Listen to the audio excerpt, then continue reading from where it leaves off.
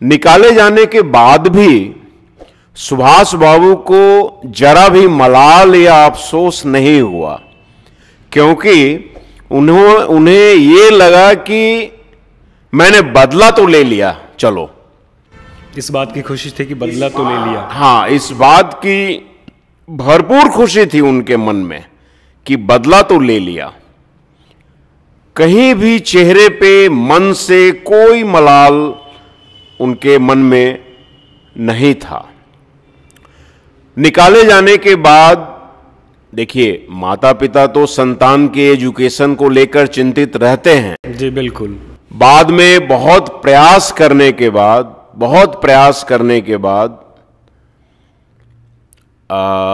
उनका फिर से एडमिशन होता है स्कॉटिश चर्च कॉलेज में। प्रेसिडेंसी में नहीं होता है, किसी और कॉलेज में होता है, जहां से उन्होंने ग्रेजुएशन किया फिलॉसफी में, दर्शन शास्त्र में। और फिलॉसफी एक ऐसा सब्जेक्ट है, दर्शन शास्त्र, जो आम आदमी के समझ के परे है।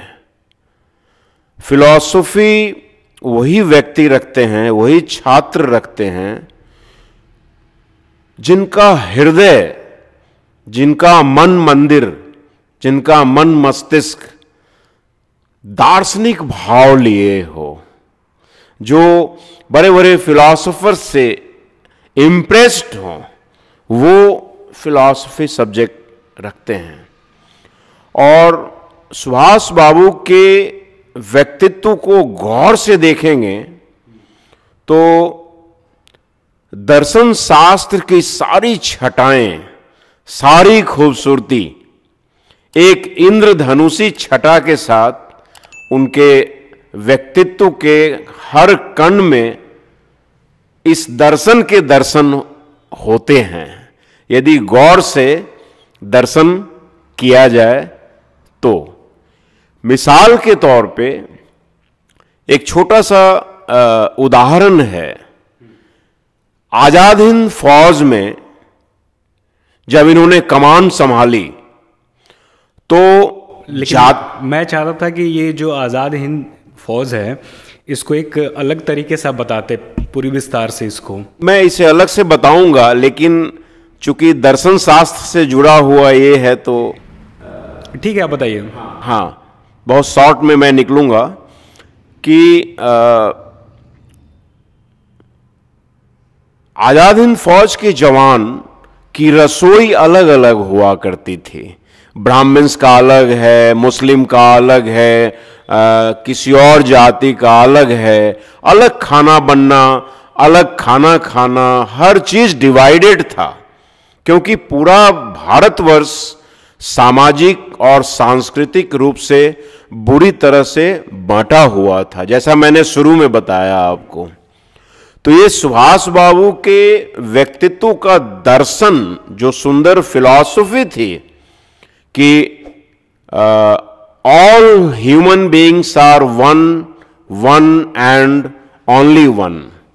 तो पहला उन्होंने कार्य किया कि सारे रसोई को बंद करके आजाद हिंद फौज का एक सिंगल रसोई का काम शुरू किया, और सारे जाति, सारे धर्म, सारे मजहब के सब, हर जितने लोग थे, सब एक साथ मिलकर खाना खाएंगे। ये परंपरा की शुरुआत सुभाष बाबू ने किया। तो ये कहीं ना कहीं जो स्कूल टाइम से, कॉलेज टाइम से जो उन्होंने सीखा, उसको प्रयोग में लाए, सफलतापूर्वक प्रयोग में लाए। और आज जो भारतीय सेना का सुंदर, साहसिक, एक बहुत ही खूबसूरत स्वरूप है। भारतीय सेना विश्व की सबसे उत्कृष्ट सेनाओं में एक है। तो कहीं न कहीं वो परंपरा सुभाष बाबू का योगदान है। आज जब पूरी भारतीय सेना एक नारे के साथ, जय हिंद के घोष के साथ मार्च करती है, तब लगता है कि पूरा भारतवर्ष एक है और मां भारती कितनी मजबूत हैं, कितनी शक्तिशाली हैं, उसका एहसास ये सुंदर योगदान सुभाष बाबू का ही है। उन्होंने कहा भी था ऐसा कुछ कि सारे मतभेदों को भुलाकर एक होना पड़ेगा अगर आज़ादी चाहिए तो आप इस चीज़ को कैसे देखते हैं?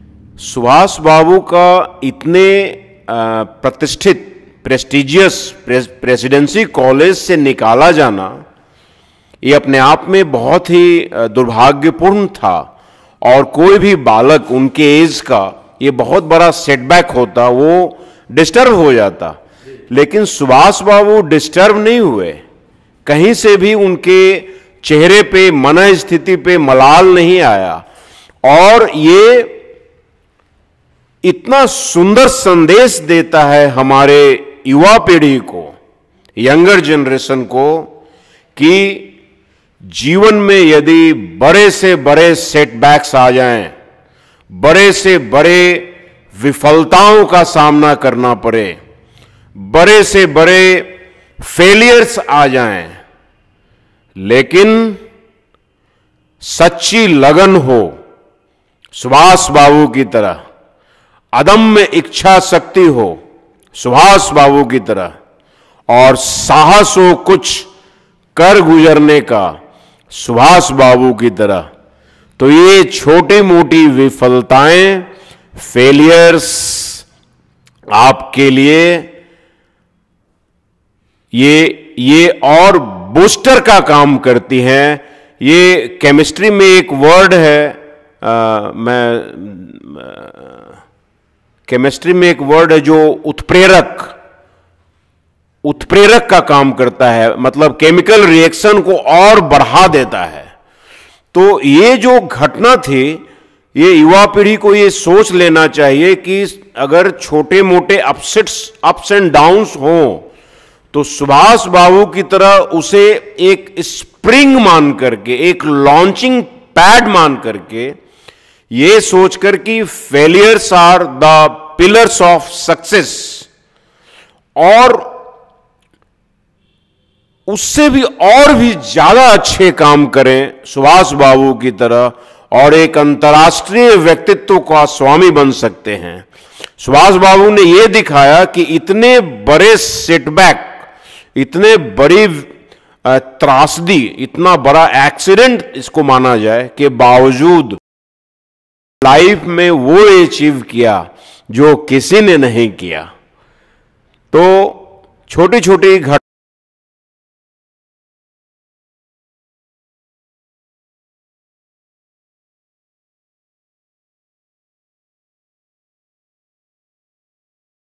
एक तो देखिए, उनको तो कॉलेज से निकाल दिया गया और एक समय के बाद लीजिए चाय, और आपका शुरू है ना?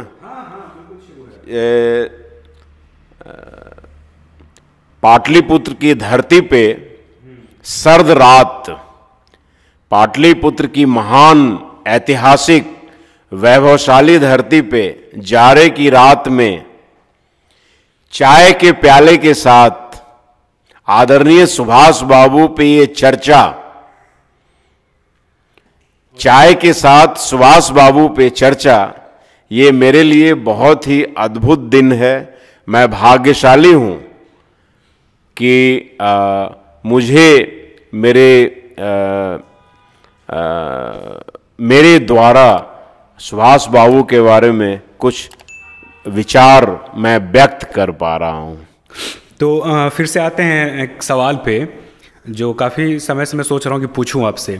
एक तो ये है कि कॉलेज से उनको निकाल दिया गया, दूसरा ये होता है कि आगे चल के खुद वो आईसीएस को छोड़ देते हैं। Exactly, wonderful. क्यों छोड़ते हैं वो?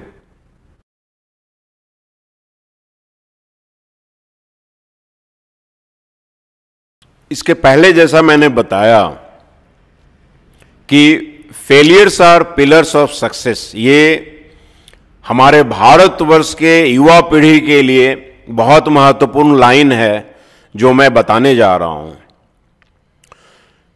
इतने प्रेस्टिजियस कॉलेज से रस्टिकेट होने के बाद भी, इतना बड़ा एक्सीडेंटल हैजार्ड एजुकेशन का, इसके बाद भी सुभाष बाबू ने वर्ल्ड का टफेस्ट, सबसे खतरनाक परीक्षा, सबसे ज्यादा कठिन परीक्षा, इंडियन सिविल सर्विस, जो आज का आईएएस का एग्जाम है, और आपको जानकर ये ताजुब होगा कि उस समय आईसीएस ऑफिसर में एग्जीक्यूटिव, लेजिस्लेटर, पुलिस और जुडिशियरी, ये सारे पावर्स एक आईसीएस ऑफिसर में निहित थे, उनको दिए जाते थे। इतना पावरफुल पोस्ट था ये। स्वतंत्रता के बाद में आईसीएस के वो सारे पावर्स अलग अलग कर दिए गए। जुडिशियरी अलग हो गई, लेजिस्लेटर अलग हो गया, एग्जीक्यूटिव पार्ट अलग हो गया। उस समय विश्व का ये टफेस्ट एग्जाम था, और आज भी भारत की धरती पे यदि कोई कठिन परीक्षा है तो वो आईएएस की परीक्षा है। इतना बड़ा एजुकेशनल हैजार्ड एक्सीडेंट के बाद, कॉलेज से निकाल दिए जाने के बाद, इतना बड़ा एग्जाम में बैठने का हिम्मत करना, ये सुभाष बाबू जैसे मैं क्या बोलूं, ऐसा आइकॉनिक पर्सनालिटी ही कर सकते हैं। उन्होंने एक्चुअली, इसका बैकग्राउंड ये है कि उनके पिताजी श्री जानकीनाथ बोस एक बहुत ही संभ्रांत, काफी संपन्न, हर दृष्टिकोण से पैसे वाली फैमिली थी ये, और वो एडवोकेट थे। अंग्रेजी हुकूमत के प्रति उनकी निष्ठा थी, क्योंकि वो एक सिस्टम के साथ काम करते थे, बंधे हुए थे। तो एक आम भारतीय पिता की तरह श्री जानकीनाथ बोस भी चाहते थे कि सुभाष चंद्र बोस एक सरकारी मुलाजिम बने, सरकारी नौकरी करे, सरकार के साथ मिलकर काम करे। वो नहीं चाहते थे कि छोड़ें। तो एक दो बार उन्होंने कहा भी कि सुभाष, तुम कुछ नहीं कर पाओगे, कॉलेज से निकाल दिया गया था, तो स्वाभाविक है एक पिता का हृदय तो दुखी होगा। सुभाष बाबू ने इसे एक चैलेंज के रूप में लिया। उनके मन में यह था कि चलो, पापा चाहते हैं सरकारी मुलाजिम बनना, तो दुनिया का सबसे खतरनाक एग्जाम लेते हैं और पास भी करेंगे, दुनिया को दिखा भी देंगे, और सामने से अपॉइंटमेंट लेटर फाड़ के फेंक देंगे। क्योंकि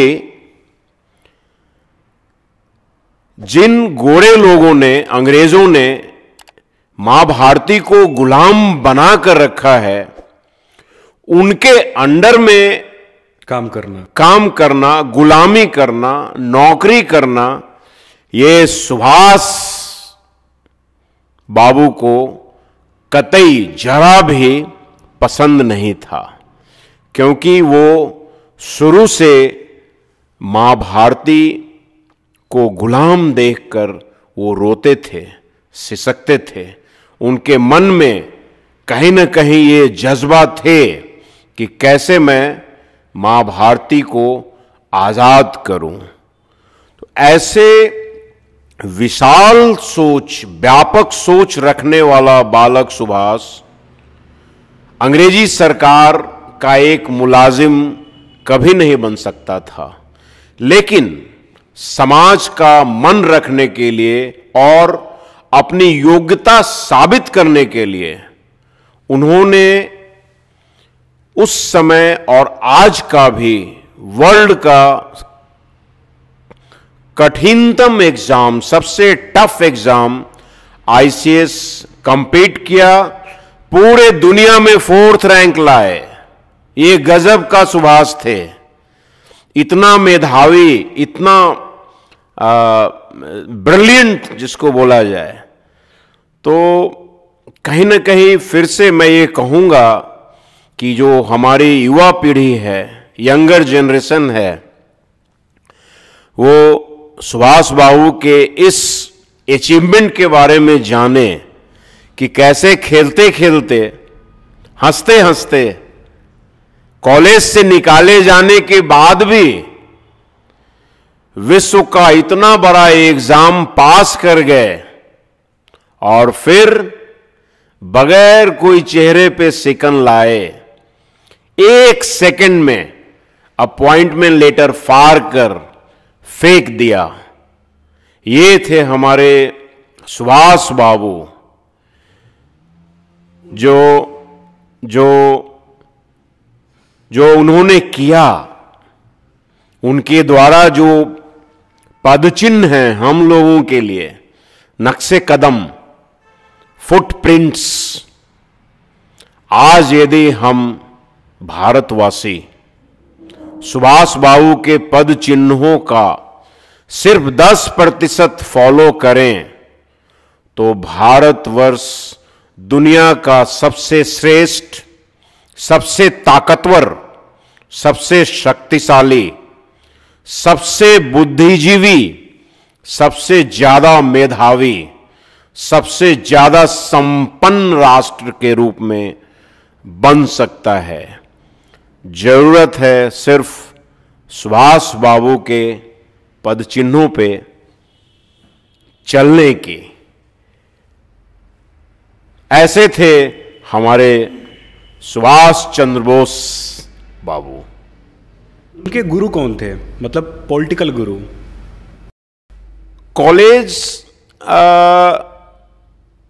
से थोड़ा पहले गुरु की तलाश में अपने प्रिय दोस्त हेमेंद्र के साथ वो एक बार घर छोड़कर भागे थे। हाँ, कि कोई गुरु मिलेगा उन्हें, एक धर्म की खोज, क्योंकि ये एक एस्टैब्लिश्ड फैक्ट है कि विदाउट स्पिरिचुअलिज्म, बगैर अध्यात्म के आप लाइफ में कुछ नहीं कर सकते हैं। ये तय बात है। For doing remarkable things, for accomplishing remarkable accomplishments, you have to have a spiritual mind, you have to have a spiritual heart, you have to have a spiritual perception. Subhash Babu इस बात को जानते थे, क्योंकि वो काफी ज्यादा इम्प्रेस्ड थे स्वामी विवेकानंद जी से। तो गुरु की तलाश में वो 1914 में निकले अपने बचपन के साथी हेमंत कुमार सरकार के साथ। काफी महीने तक उन्होंने गुरु की तलाश में भटके, बहुत ये किया, उन्हें गुरु नहीं मिला। क्योंकि जिनका गुरु स्वामी विवेकानंद जी हों, स्वामी रामकृष्ण परमहंस जी हों, जो वंदे मातरम जिनके रगों में बहता हो, खून का हर कतरा वंदे मातरम बोलता हो, तो शायद वैसा गुरु उस समय उन्हें नहीं मिला। क्योंकि ऐसे गुरु बहुत कम अवतरित होते हैं, बहुत कम धरती पे मिलते हैं।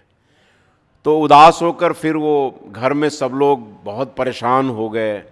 फिर वो आए, पूरी तरह से टाइफाइड हो गया था उनको, नहीं बताकर नहीं गए थे।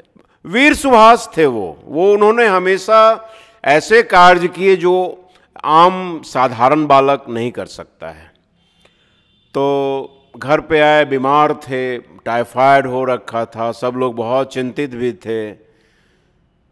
तो गुरु का नहीं मिलना कहीं ना कहीं ये दर्शाता है कि वो अंतिम रूप से अपना आध्यात्मिक गुरु स्वामी विवेकानंद जी को मान लिए थे, वो उनके हृदय में बैठ गए। जहां तक राजनैतिक गुरु की बात है तो he was heavily impressed and influenced by Mister C R Das, Chittaranjan Das. और सी आर दास के विचारों से वो काफ़ी प्रभावित थे, क्योंकि सी आर दास साहब के विचार क्रांतिकारी थे। वो बाहुबल के जोर से, ताकत के जोर से अंग्रेजी हुकूमत को समाप्त करना चाहते थे, क्रांतिकारी की तरह। और ये चीज़, ये जो विचार थे, ये सुभाष बाबू के विचार से मेल खाते थे, क्योंकि सुभाष भी क्रांतिकारी बालक थे। तो ये जो विचार साम्य था, similarities of ideology, ideological similarities, ये उनका, वो गुरु बन गए। और उनके सानिध्य में सुभाष बाबू का व्यक्तित्व एक क्रांतिकारी, ओजस्वी, एक मैं क्या बोलूं, एक मुखर, प्रखर सुभाष के रूप में वो उनका फिर से एक नया सुभाष के रूप में उनका ये होता है, उद्भव होता है, आगमन होता है। तो सी आर दास का काफ़ी बड़ा उनके लाइफ पे इन्फ्लुएंस रहा, चितरंजन दास जी का। और जिस तरीके से आपने यूथ को एक रास्ता दिखाने का काम किया, वो काफ़ी बढ़िया लगा। जी, बहुत बहुत धन्यवाद। और मैं आभारी हूँ कि सुभाष बाबू के बारे में इतनी सुंदर बातें हर घर तक, हर भारतवासी के मन मंदिर में जाकर बैठ जाए। हम लोगों ने जो सुभाष बाबू के बचपन से लेकर और कॉलेज टाइम, जो जवान बचपन से लेकर जो जवान यंग सुभाष बाबू की बात हम लोगों ने की, तो ये भारतीय समाज को, खासकर युवा पीढ़ी को एक बहुत सुंदर संदेश देता है कि यदि सुभाष बाबू की तरह मां भारती के प्रति, अपनी सभ्यता, अपनी संस्कृति के प्रति बहुत सुंदर उच्च विचार हो, तो एक व्यक्ति अकेला कुछ भी कर सकता है, जो सुभाष बाबू ने किया। जरूरत है आज की युवा पीढ़ी सुभाष बाबू के पद चिन्हों पे चले, उनके आदर्शों पे चले, उनके बारे में जाने और उनके जीवन से सीख लेकर उनके आदर्शों को अपने जीवन में उतारे, तो बहुत सुंदर, बहुत सकारात्मक परिवर्तन आएगा हमारे समाज में। और भारतवर्ष, जो सुभाष बाबू के सपनों का भारतवर्ष था, दुनिया का सर्वश्रेष्ठ भारतवर्ष, दुनिया का सबसे शक्तिशाली भारतवर्ष, दुनिया का सबसे पवित्र भारतवर्ष, वो भारतवर्ष हम संभव कर सकते हैं यदि हम सब मिलकर सुभाष बाबू के बताए गए मार्ग पे, रास्ते पे, पद चिन्हों पे चलें। जय हिंद, जय हिंद।